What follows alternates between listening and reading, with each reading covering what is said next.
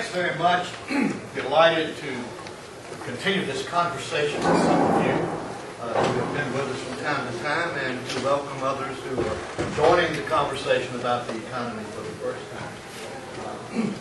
It's always an interesting time.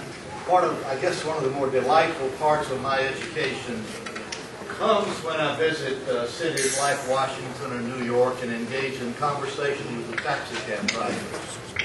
The taxi drivers are generally from a part of the world that is perhaps unfamiliar to me. They know a lot I don't know. They've had experiences I haven't had. And so as I ride along and listen to their life stories, I hear some pretty interesting things. The cab driver yesterday, as I was riding from Reagan National, was a very friendly man. He welcomed me to his cab, and he said, "It's an interesting thing. You were the tallest man in the line, and they assigned you to the smallest cab." And I said, "Yes, but I'm lucky because I got you."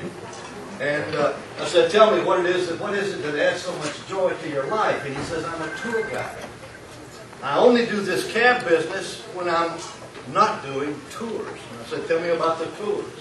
"I take people to major cities all over the world, and the major cities in the United States." And I said, "Tell me, if I were making a short list of places I should visit, where would you ask me to go in Italy?" He said, "Siena. Don't go anywhere else until you've been to Siena." I said, "Spain." He said, "Castile." He said, "That's my country." And I said, "United States." "Oh," he said, "there's so many wonderful things here, but the most wonderful thing in this country are the national parks. There's nothing like it in the world." And I said, "What is your favorite?" And he said, "Grand Canyon." Why? Because it's always changing. It's constantly changing. The colors are changing. The appearance of the landscape is changing as the light of the day progresses. And my friends, that's our economy. It is constantly changing. When we get new data on a daily basis, we get little pieces of information. Something like a 40-watt light bulb that gets turned on in a huge warehouse that sheds some light on how the economy is doing. When you look at the notes that you have in front of you, you will find that they do not match what I'm presenting to you today. I rewrote a good bit of this last night over at the Tabard Inn on the basis of some information that you got the set that matches. This man's really on the ball because I sent it to him about 10 o'clock last night. So you got one that matches the talk. Thank you very much, Chris. But some new information came in from the Bureau of Economic Analysis, Department of Commerce, that I pulled in. And then this morning we got data on the Consumer Price Index.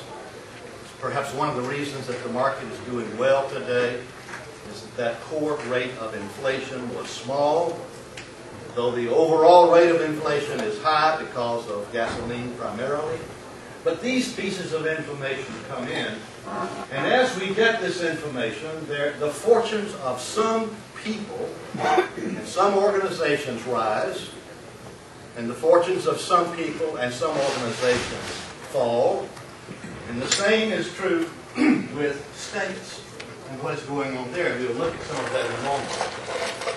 I want to recommend a book to you if you want to put it on your list of things you might read along with all the others. This just came out, Profits of Innovation by Thomas McCraw. He is one of the top historians. The book is about Schumpeter. You might know I'd be reading it. One of the world's leading economic thinkers. Schumpeter comes out of a time that was rather dramatic. Born in Czechoslovakia, lived primarily in Austria as he was getting educated. It was the time of World War I. I was reminded of how gruesome that war was as I was reading in the early chapters. 10 million combatants killed in World War I. 20 million civilians killed in World War I. There's been nothing like it since then as you look at the impact of that. But Schumpeter is famous for talking about the changing economy and what happens as a result of change. And he coined a phrase, a term of art, creative destruction. to describe the functioning of capitalistic economies. Changes occur, and as a result of those changes, some businesses begin to fail because of a new product that has come into the market. Some begin to flourish, and creativity destroys the old economy and a new economy is growing under it. And our system is famous for accommodating those changes. But I wanted to read a paragraph to you where Schumpeter uses some rather interesting language to talk about this, and his focus is on entrepreneurs and creative people.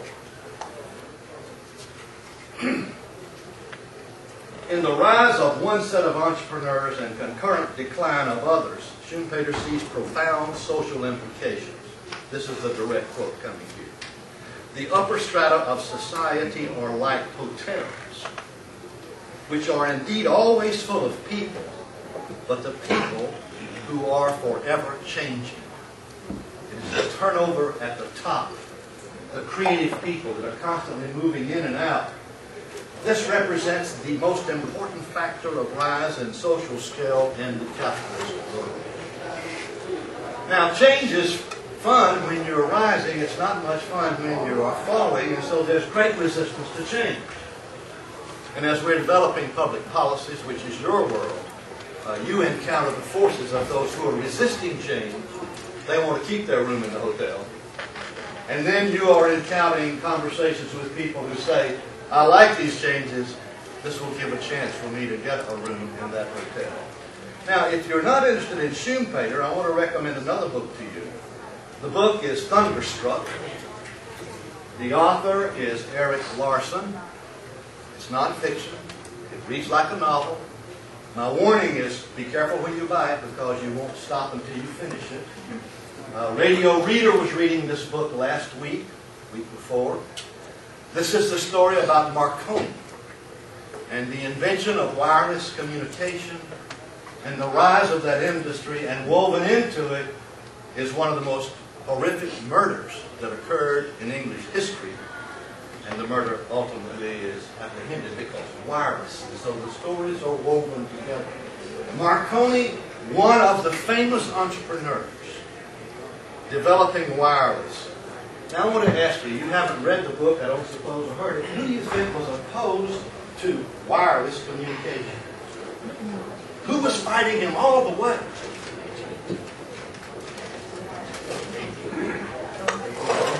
Morse code. All right, Morse code was what he was using for his wireless communication, but your own design. It had just happened. When we say wireless, what's the substitute for wireless? Wire. The cables had just been strung across the Atlantic Ocean. High cost, huge construction project, making it possible for communication to take place between the continents across the sea. And along comes this crazy guy from Italy with no education whatsoever in the sciences who is building wireless communication. And so you get an interesting political economic struggle that takes place in the story. And in a sense, the story about Marconi and Thunderstruck is an example of what Schumpeter was talking about. Well, here's what we want to talk about today. And the data that came in yesterday that caused me to rewrite, but you don't know it because you have the right set of notes, was on state personal income growth for 2005, 2006. That is some very fresh data came in. We want to look at that. Then we want to link that to economic freedom, a measure of economic freedom for the states, see how those things map together. And then go forward and talk about unemployment, how it gets counted, and the taxman who is working and so forth. But let's move forward here. Something I wanted to call to your attention. Is there anyone in here, who don't have to raise your hand, who was born in the 1960s? Around 1960. All right. So anyone born about 1960, per capita income in the United States, these are in real numbers, adjusted for inflation, $9,700. And that's the number of people who are living in the United States at the time, from the right-hand column. That's real per capita income in 1960. 2005 is $27,318 to kind of get an idea of where we're going. If you were born in 1970, it was $13,000 average per capita income. And so if you were in a family with 4 people, and if your family was like the average, your family had an income of about $52,000 in 1970. If you were in a family with average income now with 4 people, your family income is better than $100,000 in real purchasing power. Now, as you look at these numbers, notice that these numbers have risen rather significantly in real purchasing power, while our population has increased by 100 million people. That is, not only has per capita income risen, it has risen for a much larger population of people. Now, the numbers we're looking at, you can't find numbers like these for any other country. That is, it's not out there. Something close for some of the periods, but nothing quite as dramatic for an extended period like this. Now, what I've done is just to take this number right here and apply to it the rate of growth that has taken place in the last 20 years, the average rate of growth in productivity gain. In other words, if you and I have a higher average income than people in the past, it's because, on average, we are more productive with what we do. We can produce more per person, which enables us to have more purchasing power per person. And so, I've merely taken the growth rate that's taking place right in here, applied it to that number, and said, okay, 2030. Average per capita income in the United States will be $50,000 in today's purchasing power. The average family of 4 will have an income of $200,000. And by the same factor, if I take the 1.5% growth in population and run it out, that's the population of the country. When I'm advising university students, and I enjoy doing that a lot, and one of the questions that is often in the forefront of a student's mind, particularly as she is approaching her senior year and getting ready to graduate, or he, is, let's talk about careers, jobs, kind of graduate programs I ought to go into, and what do you think I ought to focus on? And we talk a lot about different things, and obviously it's what's coming out of the mind of that young person that matters, not what's coming out of my mind. And so between the two of us, we try to discover that. But one of the things that I point out, just to think about, find out what rich people want and see if you can find a way to help them. And the response to the question always is, well, why? Because the world you will be living in will be full of rich people. There will be more wealth than you and I have experienced for the average person, provided this engine keeps running. And the engine we're talking about is an engine that is based on productivity growth. What are the drivers of that engine? What is it that causes one generation, on average, to be more productive than another generation? I mean, it's not in the DNA. It's not in the number of brain cells. What do you think it might be? It would cause a family of 4, on average, today, to have an income of $100,000. Where in 1960, an average family of 4 had an income of about $40,000. All right, there's technology. But let's put a little more spin on the technology. What is it about the technology?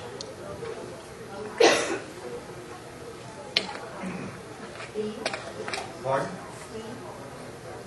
Speed of it in producing stuff that people want. Right. So technology that can be applied to the production of stuff, services, goods, highly applied technology that can do things faster with speed.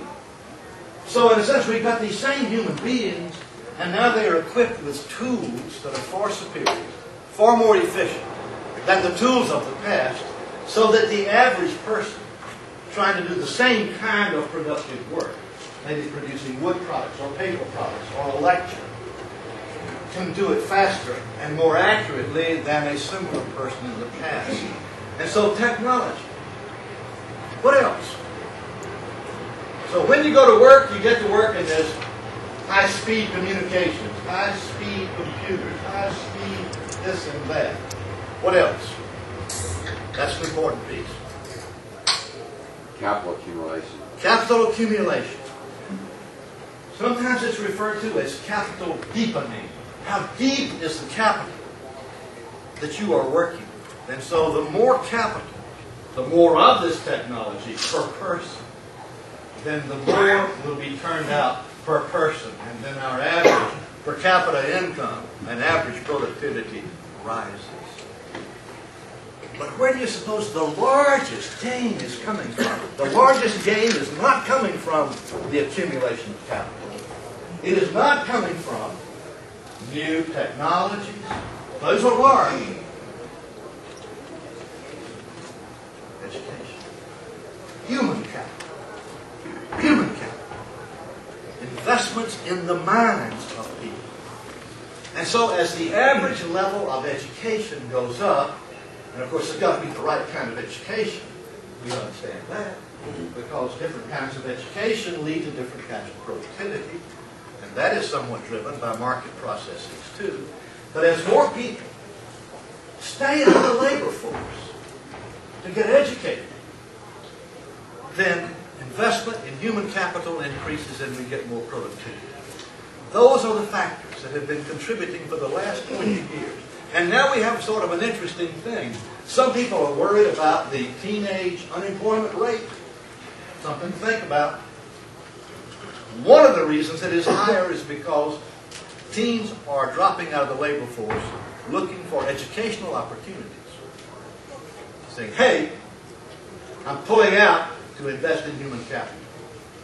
As a group in America, the teen-age potential workforce has gotten smaller, not larger, because of investment in minds, future payoff. All right, so let's move forward. This is the data that came out yesterday. This is personal income, percentage change. Now this is income, so hold on to that for a minute.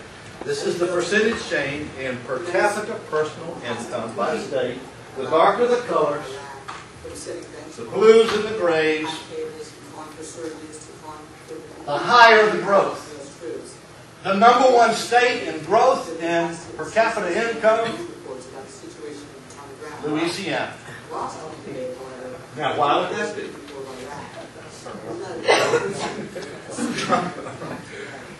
They were below water, literally. All right. So the previous year, they showed an 8% decline in per capita income, and now in the double digits of this year. So a recovery is taking place there. Now this is income. I'm emphasizing that. You can have growth in income without growth in production. That's the difference. You can have old wealth invested in portfolios, and those portfolios are growing and throwing off cash, and you can have a retirement check coming every month, and that's income. And you might not be producing anything. It's just you've got a high income, and it's wonderful. You can be in a state that is appealing to tourism and retirement and pulling in a lot of those folks who are bringing in old wealth and high income, but they're not producing new wealth in a productive sense. They're productive in other ways. So I'm emphasizing that. All right, so here's the high growth. So when we go east of the Mississippi River, we hit the weaker part of the nation in terms of growth in per capita income. Here's some numbers. There's Louisiana, 25.5% growth in 1 year. What happens when a large number of people leave a state to per capita income? It goes up. You know, unless they could just take out lots of stuff and carry it with them that would be producing income.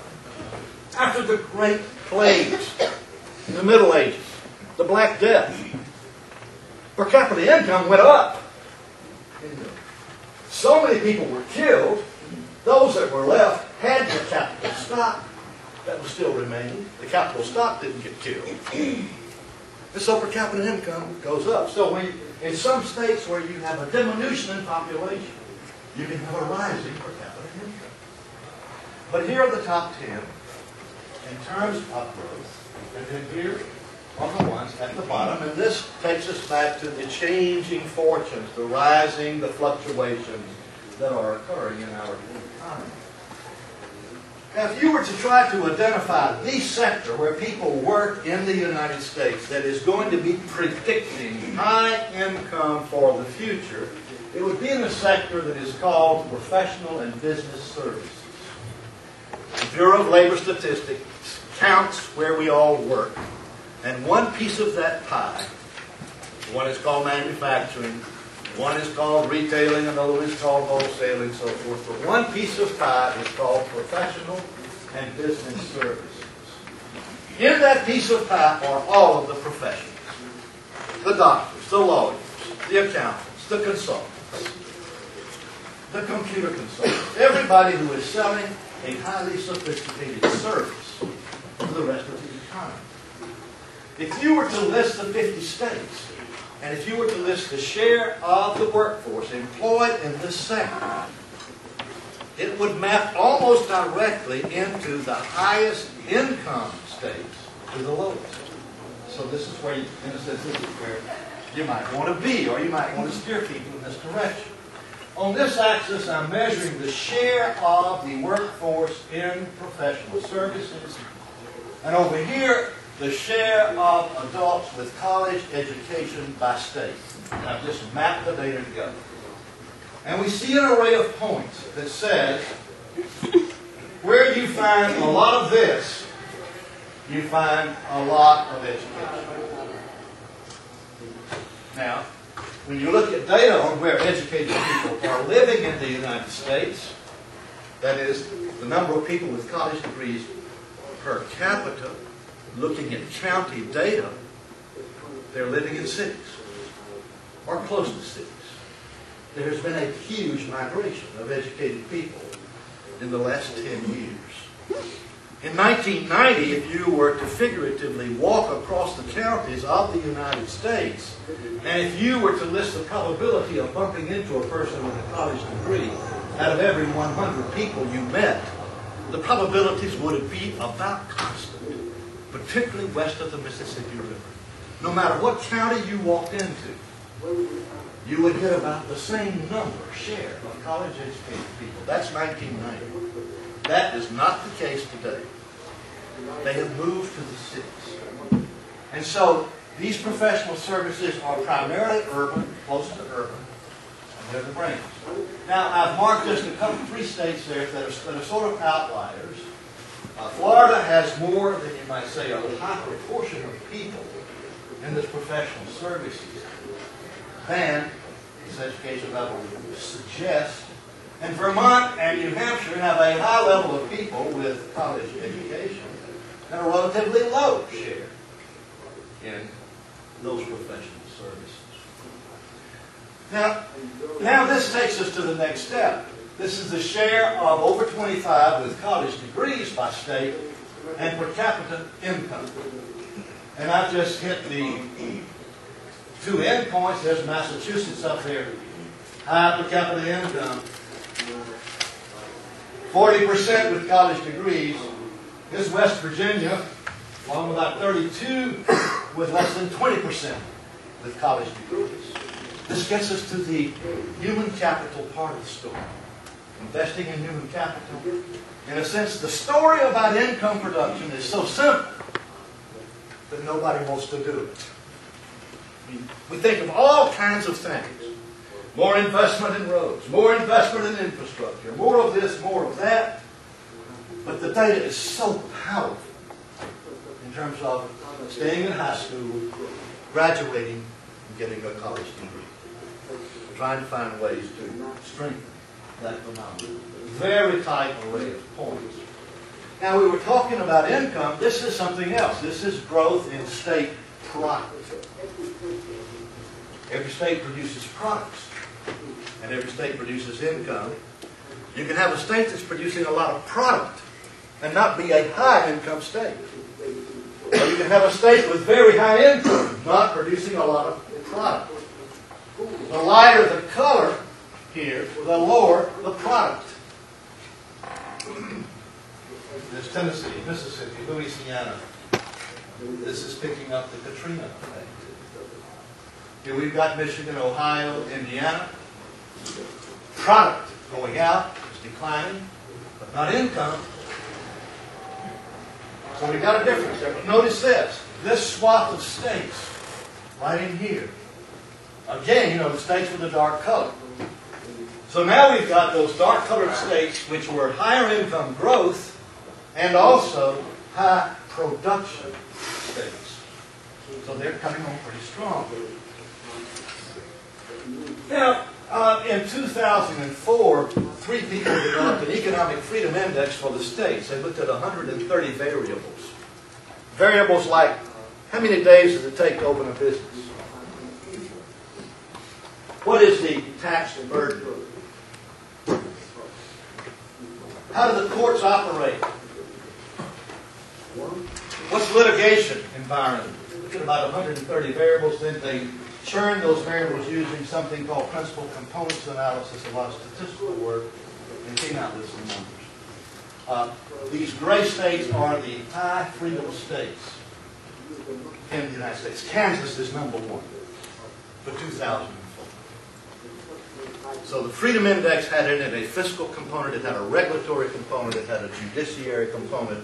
If you want to look at it, a specific foundation in San Francisco, it's on their website, and you can read the details. Now I want you to look, remember these gray states. Now let's go back a minute. These are high GSP states, high freedom states. Low freedom states, Northeast, California, New York, sort of run neck and neck as being number 50 in terms of economic freedom as measured by this index. High taxes, lots of regulation, and so forth. Those are high income states, but not necessarily high production states. All right, now I'm mapping the data. This is the growth in state product, the chart we just looked at. This is the ranking in economic freedom from 1 to 50. 1 is high, 50 is low. High economic freedom, high per capita growth in state product. Why? Because the churning effects, one of the reasons, the churning effects that take place in our economy cause people to get dislocated and relocated. The easier it is to relocate when you are a part of this churn, the more likely you will continue to have production and productive activity taking place in the economy. A very similar picture is seen when you look at economic freedom indices for countries and growth in GSP. Well, just to, each time I'm with you, each quarter we look at this map, these 2 maps. This is the latest one from the Bureau of Labor Statistics. At the top, that's the unemployment rate by state. That's for April 2007. That's the unemployment rate by state for May of 2003. That's when our country was still in the deeps of that recession. This gives you an idea of what recovery looks like in terms of the unemployment rate. Now, you might remember these states were not exhibiting a lot of growth in per capita income. But notice, they did not suffer from the recession. So if you have a region that in a sense that has not zigged, you wouldn't expect it to zag. That is, it's stable growth, no great shakes from the recession, no great shakes coming out of it in terms of income recovery. All of this dark stuff here The hardest hit region in America is the Pacific Northwest. It's still hit hard. Oregon. That's the dot-com bubble popping. Over here is manufacturing recession. The dot-com bubble popping is over, but you still have the remains of it showing up in California and Oregon. Manufacturing, you still have Michigan and South Carolina still suffering from that manufacturing recession as we move along. And Mississippi, because of the outflux of people from Louisiana. Same thing here. Talking about unemployment, the Organization of Economic Cooperation and Development was formed after World War II. And they produce lots of interesting reports, keep up with a lot of data. And one of the things they attempt to do is there are 33 countries that are participants in this. You might think of them as sort of the industrialized world, roughly speaking. For those 33 countries, OECD attempts to take the unemployment numbers for each country and churn them so that you can compare them. Unemployment is counted in different ways in different countries. They try to smooth out the wrinkles so that you can compare unemployment. This is for the year 2004. Here's the U.S. Canada, Mexico, so forth. Now, as you look at this chart, here's Norway, substantially below the U.S. What have we got here? The Netherlands, Ireland, well below the U.S., Austria, so forth. Because that's European Union stuff over there. Korea, 3.7. New Zealand, 3.9. So when we look at the unemployment rate, we see some numbers that look pretty doggone good relative to our numbers. But there's a question that we might want to ask. What kind of evidence can we find that says the churn is working? That is, as people get unemployed, that they find work. This is the percent of the unemployed without work for 1 year or longer. Let's go back. Here we have some very low numbers. Italy, 1/2 of the unemployed been out of work for a year or longer. Germany, more than half. But now here's an interesting case. Norway, 9.2. And it had a low number, 4.4. So there's some interesting things that we can learn by looking at the data. Korea, 1.1. Talk about a very efficient churning process. People out of work, they find work quickly. Now sometimes there's an incentive to find work quickly. That matters. Incentives matter. If you are unemployed in Germany and your wages continue, or most of them, say, let's take a vacation to Italy. So there's some very rich unemployment benefits represented across here, and some very poor unemployment benefits. And when we take those into account, it begins to explain the shorter or longer duration of unemployment, and it contributes to the hardening of the arteries of the economy.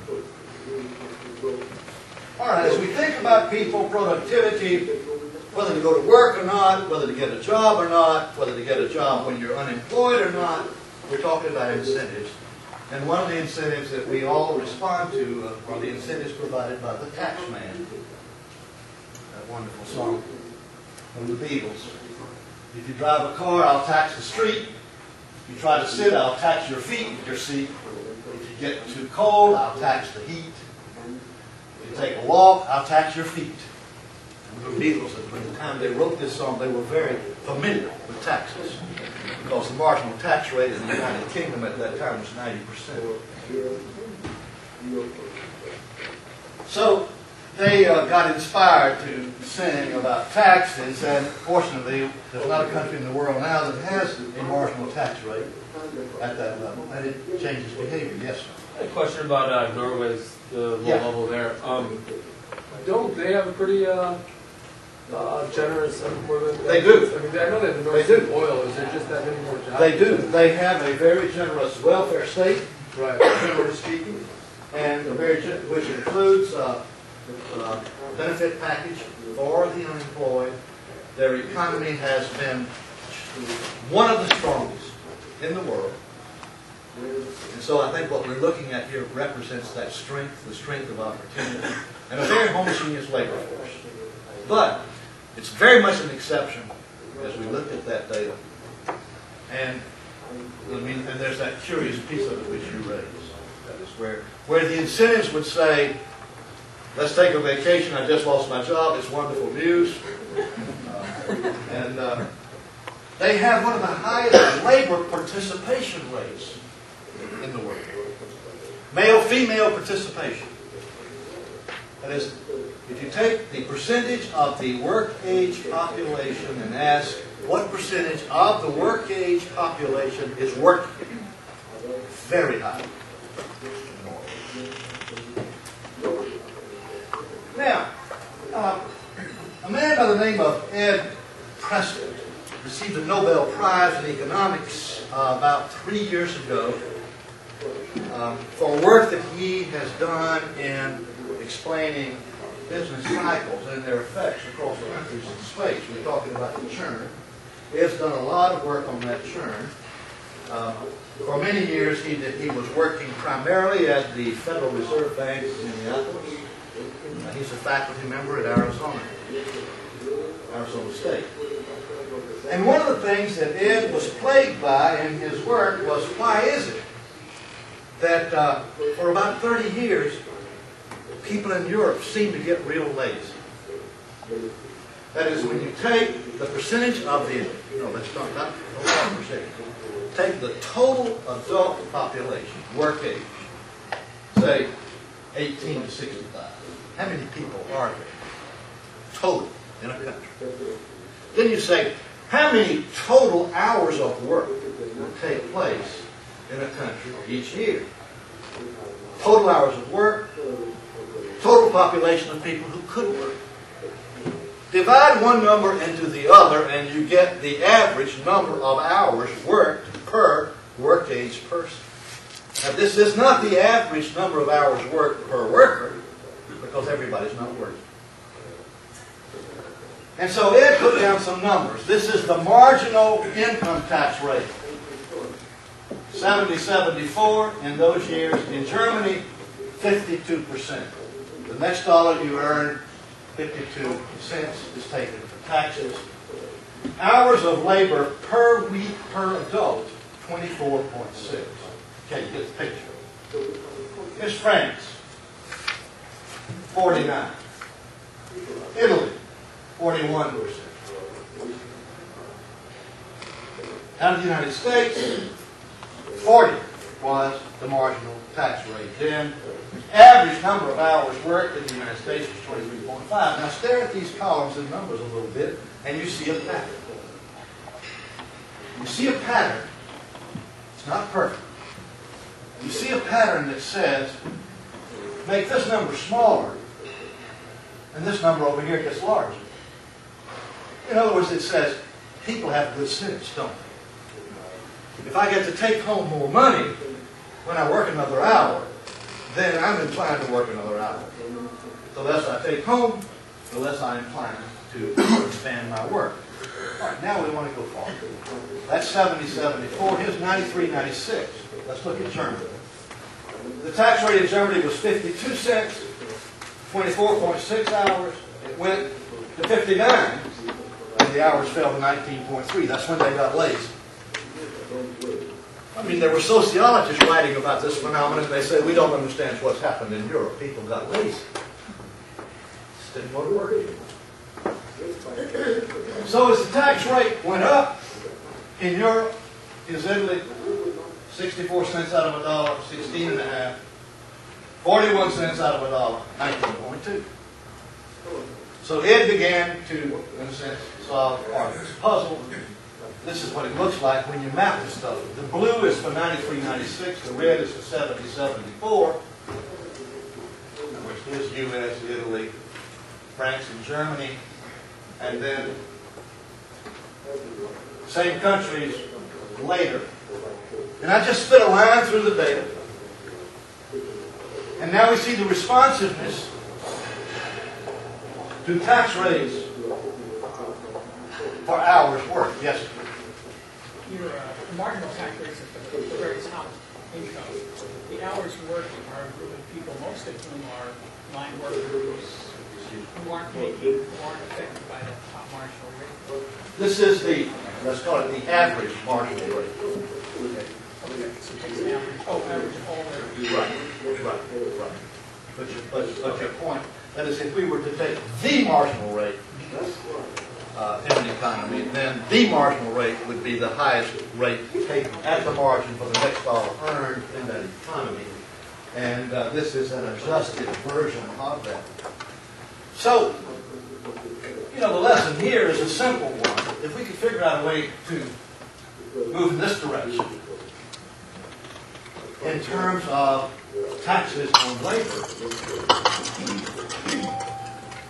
we'd be moving in that direction in terms of people's willingness and desire to work, which then increases productivity, which then contributes to the reaction to the churn.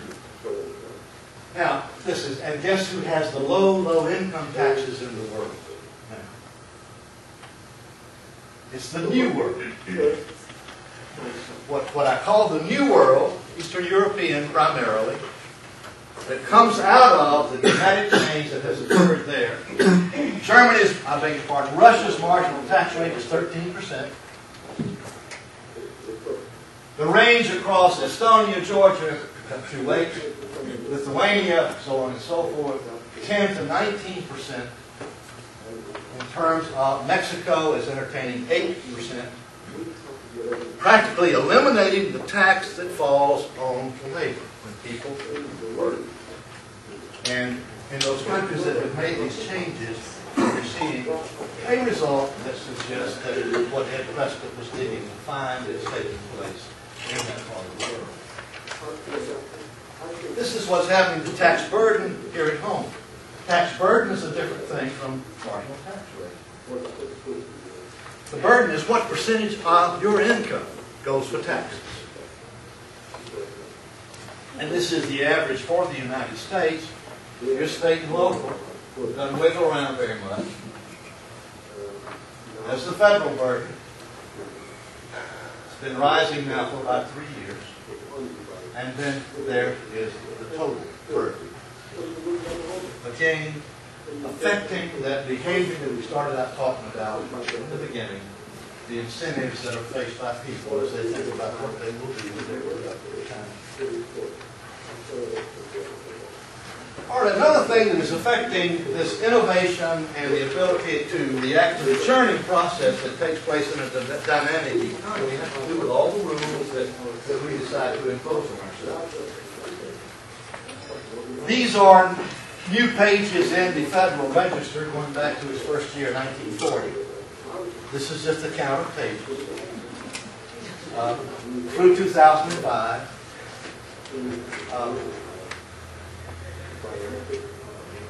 Two different worlds. It's my current research project, as a matter of fact. I've been working on this for a long, long time, and I was one of these regulators for part of the time at the Federal Trade Commission. Still trying to figure out what on earth I was doing. Which is a deep question. There's no saying, I don't know who discovered water, but I'm sure it wasn't a fish. That is, when it's part of your environment, you're the last to understand what it is you're doing. It's somebody else that says, hey, that's water. Do you realize what you're doing? So, my current research project, which is, I know, rather deep, attempting to explain what was going on in the United States right at this interval that caused this dramatic change in the demand and supply of regulation, this responsiveness of the political economy. So we get this explosion right here. This is the last year of the Carter administration. That's the all-time high. And a large percentage of those rules were published the last day.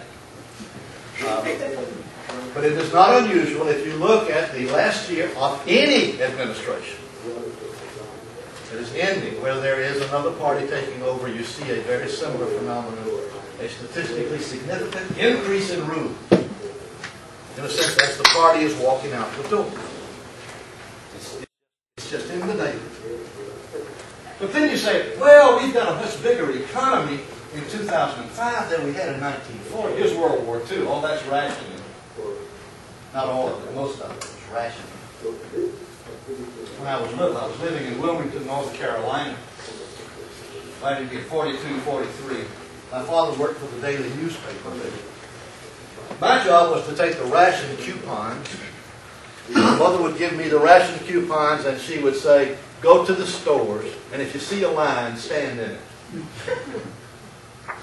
And when you get to the head of the line, whatever there is there, get some of it.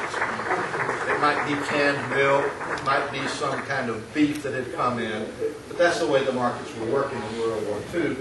And so I was the family shopper. Why do you suppose she had me doing that instead of doing it herself? What? Time. Value of time. My time was worthless. All right. All right. So opportunity costs. Get those opportunity costs. My mother knew that my labor came cheap, and I also had fun going in those stores. I was just curious. It seems like you took the data every year for 2 years, except from 70 to 73. Why not choose 72 and keep the data? There's a year missing. Okay. All right.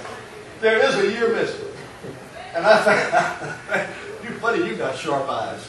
There's one observation missing, and it is 72. But if you throw it in, it's kind of right there. But for some reason, when I was punching in the data, I missed that when I discovered that error a while back, but I didn't offer this chart. But if you said, okay, we've got a much bigger economy, well, let's just be kind of simple-minded about this, but maybe logical. A larger economy requires more rules. You've got to have more pages in the Federal Register, more things to regulate, more industries, lots of stuff going on. Let's divide the numbers by GDP. So when you divide them by GDP, World War II looks a little bigger. You still have that high point, but then it starts coming down.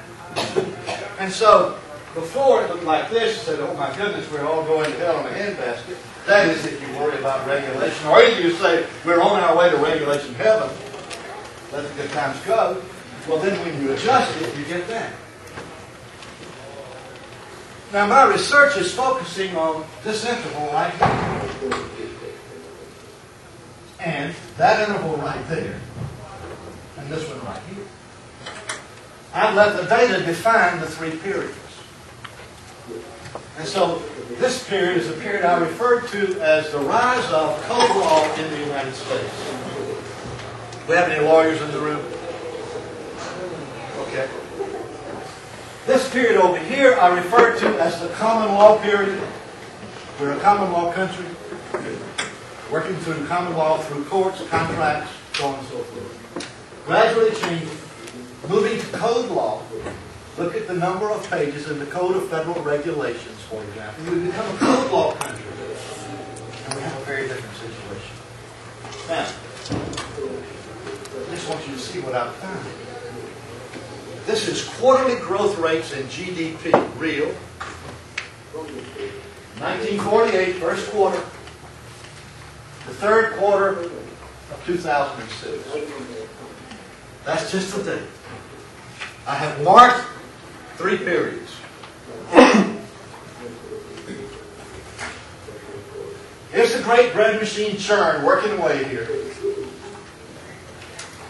You've got a higher average growth of GDP and more turbulence. Here we are going through the 1970s, coming to be a code law country. Now we're coming out of it. The growth rate of GDP has fallen. The average has fallen. That is, we're carrying more rules as we go forward. But the variability is small. Changing of return. Now let's get to the present. We got some data here about 3 weeks ago. It was really pale. That's the first quarter.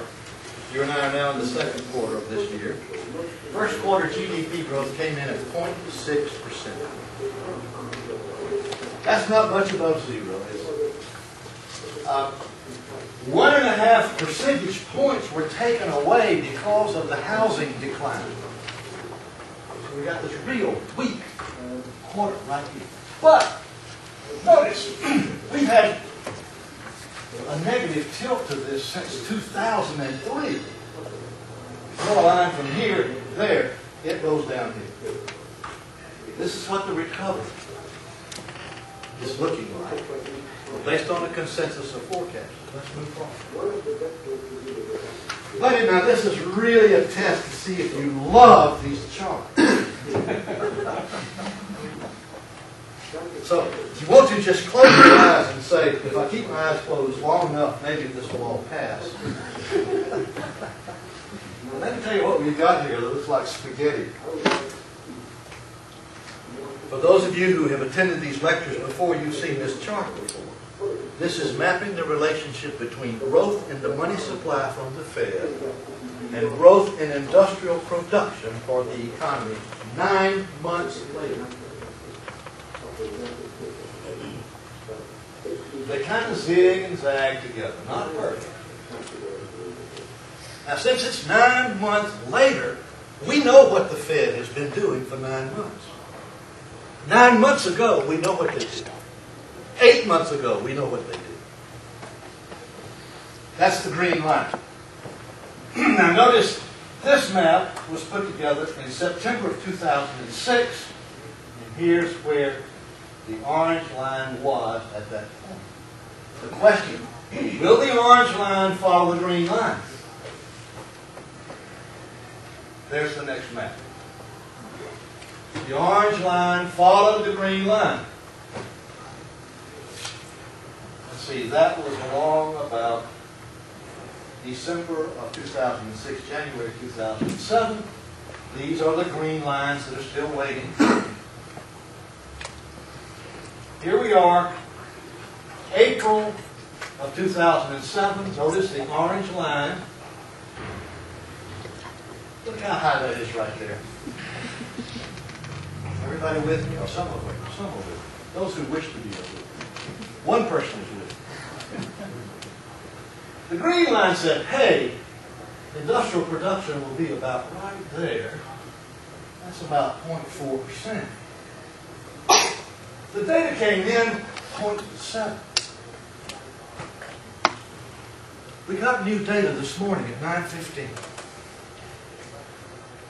They corrected that industrial production growth to 0.4%. So now the orange line is sitting right there. They also gave us the data for last month. The green line says, whoa, buddy, we're going to start falling. Growth last month was 0. Didn't fall by that far. But we're still kind of moving along. Now, as you look at the green line, this gives us a forecast for the future. I've put in a dotted line to trace out the trend. Yes, sir. Why did you choose M1 and not M2 or M3? I try all three, and M1 does better. Just strictly on practical grounds. That's all. I mean, strictly a statistical exercise. And I don't have a theory to support it, but M1 is what Milton Friedman started with in his work. And in a way, that's a good place to start since Milton started there. But it was strictly a case of trying different definitions of money supply and getting one that fits. So, leave you with optimism. Look for better things ahead than the last time of this year. Now, last time we were together, some of you filled out this form. I gave you 3 choices for the economy. And in a sense, these 3 choices, this was an exercise that we did back in March. The first choice was the most optimistic one.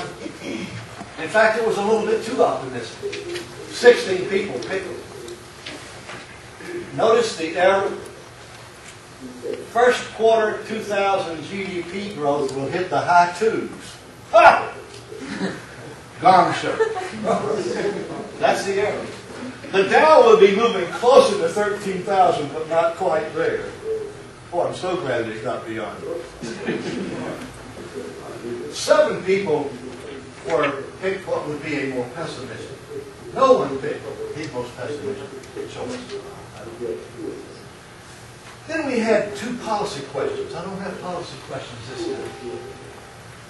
This gives you the result of the 2 policy questions. This was calling for gasoline excise tax, $1.50 a gallon. 5 people strongly agree somewhat. 30 people strongly disagree. Don't like the tax man. And this was one, let's put ourselves on a pay-as-you-go, get another version of Graham Rudman Hollings, cut the deficit by 50%, ironclad goal for candidates, 17 strongly agree, 22 agree somewhat. This gives you a view or thoughts represented. And now I ask you, if you would, to take a look at these 3 choices. Again, that's the most optimistic forecast. Middle to the center. And if you would register your preferences there, we would appreciate it. This information we feed back to you on the website. Something that's rather interesting. When you fill up a big automobile like the one I drive, a PT Cruiser, and walk into the filling station the way many of you are as well, and you give them something like $40 to fill up the tank of that gigantic limousine you drive. It makes you very conscious of the price of gasoline. Everybody is. It's affecting many, many people in terms of their consumption patterns. Because in the short run, there are not many substitutes for gasoline. We've had something like a 40% increase in the price of gasoline in a year. And a lot of people say that's because of that crude oil. Crude oil has gone up 8%. In other words, hey, let's break this addiction to that crude oil that's so expensive. That's not where the price of gasoline is coming from. Crude oil has gone up 8%. Price of gasoline has gone up 40%. And so maybe we need to focus on something else. And also focus on the crude oil price. When you look, I think there are perhaps 24 formula for refining gasoline for different markets, different cities, different locations, for good reasons that have to do with achieving national ambient air quality standards and those kinds of things. There has not been a refinery built in the United States since 1971. They've all been stopped. Every effort to build a refinery has been stopped for good reasons, because of concerns primarily about the environment. And so it appears that our constraints are coming internally. That is, we are generating constraints, in a sense. And sometimes we're pointing our fingers at other people in other places, saying, those are the people who are goofing us up, making us pay so much for gasoline. It's not to suggest that the price of crude oil is not very high in historic terms. It is. It's well off the chart. So there's plenty of room for give there. But as we look at the energy picture, it appears that it's another set of constraints that we have imposed. I don't hear a lot of discussion about those constraints. Yes, sir. Is there also a lack of motivation to increase supply and reduce your profit? If the U.S. government, for example, waived all air quality requirements or put them itself, would there be adequate incentive there for it? It would take a long time to adjust. It would take a long time to adjust. That is, what we're talking about is a very large and long-term decision, and it's very risky. It's a risky decision because of the regulatory risk as well as other risks. But we do have a system, as you're pointing out, where you do not get the predicted response when price is high, profit is high. You don't get the expansion. We're importing gasoline in high volume. thanks so much for being here today, and I look forward to compiling your answers. Any other questions or comments? Yes, sir. One of your beginning slides, the one about the share of professional business services, Yes. share of adults in college education. How would that change if instead of share of adults in college education, it was percent, highest degree attained, where, you get like a 1 for high school graduate, a 2 for being a bachelor, and then graduate degrees get, 3s and 4s. I mean, I've only done it for 2 items that you mentioned. That is the percentage with high school education, then the percentage with college and mobile. I have not done the 3rd category. You do get some play, some meaningful play with percent high school. But something that has happened in the last 10 years in the U.S. as we have become more technologically sophisticated in the work that we do, it has created a larger gap. The steps on the ladder in terms of higher income have gotten further apart, so that those people who do not have that advanced education, usually beyond high school, are not able to compete adequately in a world that is technology driven. So the rate of return to advanced education is, I would not say it's at an all-time high because I would probably be wrong. It's at a local high. That is, it's a very large number. It's hard to be taught. even the graduate. But I think I could get data on the equivalent of a tech diploma that is 2 years. I'll look at it. Thank you. Yes, ma'am. Numbers, can you hit this question about the inequality of income, whether it's geographically concentrated, like in California, New York City, and Washington? Yes. We should be able to dig into that. Should be able to dig into that. That is the question if we say, okay, if we're talking about the distribution of income, and I made reference to the distance between the rungs on the ladder for entry-level employment, moving up, and so forth. In some locations, you have a much larger number of people who, we might say, are caught at the bottom end of the ladder. Can't get up. The question was, can we translate that into a map so that we can look at states and see where that situation is larger or smaller? We can do that. Yeah, especially the very rich. We can do that. This upper We can do that. town. That can be done. I'll see if I can put something together. So if I see you in September. Any other? Yes, sir. Going to your second, I think it's your second slide, talking about per capita income and population. Yes, sir. And we talked about technology. At what point does technology development begin to drive down per capita income in the sense that it starts to replace jobs? And we particularly had that with outsourcing and things like that. Yeah, well, the outsourcing, that is the competition for job opportunities, that is in terms of this churn, is working both ways. I mean, the state where I come from, we have the largest investment, second largest investment of German capital in America. They outsource their production of automobiles. We've got one of the largest investments of the French outsource their production of tires. So we've got all of these, many of these foreign-owned employers who have outsourced to America because we've got cheap labor. All right? Cheap means highly productive. Cheap means highly productive. That is, if you look at the hourly rate at BMW, $50 an hour, you say, is that cheap labor? It's highly productive labor. So, in a sense, that churn is working on what you have spoken to, that technological change will throw some out of work, but what we've got is a system thus far that is feeding into world demand for products, that is overcoming the problem you described. We've got that problem in South Carolina. I think when I look at Michigan data, Michigan looks a lot like South Carolina. That is, we've had a large churning action in those two states coming out of manufacturing where you have not had the offsetting action. to the extent that it would be fully offset. So we've got that picture. In South Carolina is one of the reasons we have an unemployment rate that's about the same as Michigan's. So that is taking place. North Carolina doing better? North Carolina is doing better, but suffering from the same process. That is, North Carolina had more furniture and textiles dislocations. Ours were primarily textiles.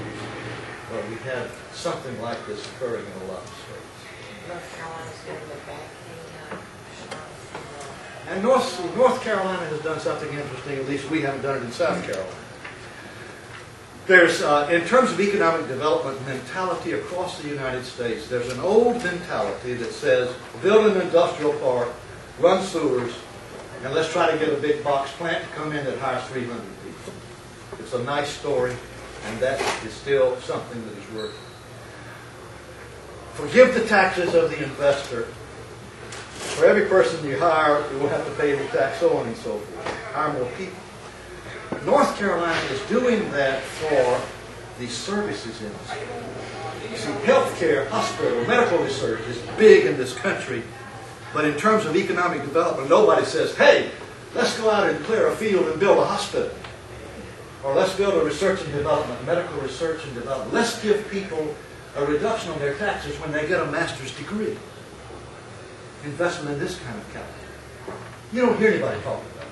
Oh no, let's give them a discount on their taxes when they build another factory. But we're in a world now where this is what's mattering. North Carolina is gearing itself in some ways to attract that part of economic development. And so we have not geared up for that. And there's plenty to learn about that process. Thanks so much for being here with us today. It's Friday. Have a wonderful weekend.